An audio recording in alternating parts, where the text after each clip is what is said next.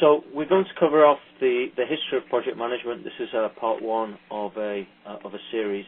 Now, what I'll do in this presentation is I'll cover off why this book was actually written in the first place, why the history of project management is important.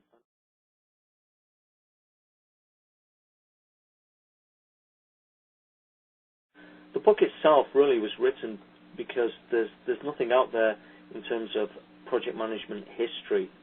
Most of the books that have been written tend to be written within domains. So, for example, we have history of architecture or history of engineering, history of inventions, but there's nothing out there with project management.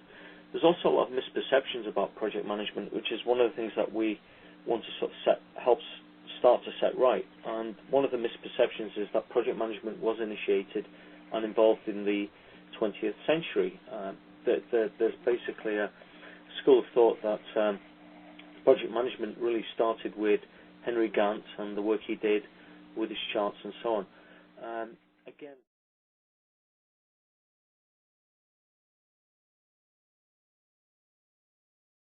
this is a contrary view to what we've basically found within the book itself, the analysis that we've done, and that project management is really a continuum that started thousands of years ago, and what we see today is just an evolution of that continuum.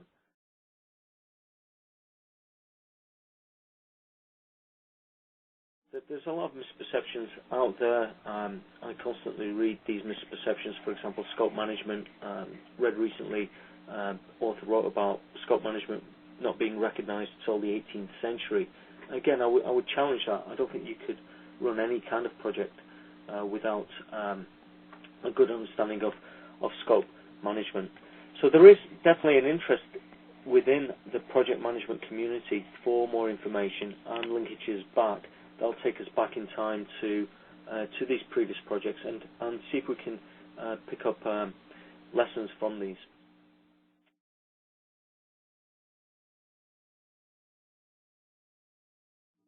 Now, why is the history of project management important? Well, a starting point really is with the growth of project management today. I mean, we've seen really an explosion of growth in the last decade. The numbers have just been quite outstanding. And if you look at the institutes like Project Management Institute or the IPMA, they're still seeing double-digit growth today. Now, again, with the prominence of project management, I think it's important to look back on the history of projects, but start to look at the projects that in terms today have been very much described not really from a project management lens, and that's what we're going to be trying to do, because most of the projects, for example, the Giza Pyramid project, has been really looked at as a traditional engineering project or from an architectural perspective, and the focus has been very much on the aesthetics or the technical aspects of that particular project. What we're going to do is we're going to look at these projects purely from a project management lens and look at them from the different aspects of project management: scope, time, cost, human resources, communications, risk, procurement, and quality. So very much the various knowledge areas that we find within the project management book of knowledge.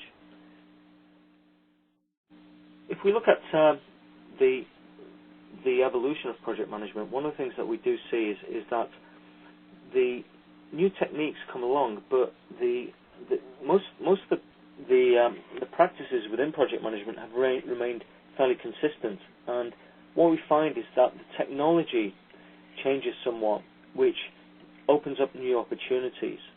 So, for example, discoveries of different types of materials really accelerated project management into different domains. And by going through the history of projects, we'll start to establish some sort of baseline that we can start measuring projects today against. It will also help put things into context instead of steady evolution.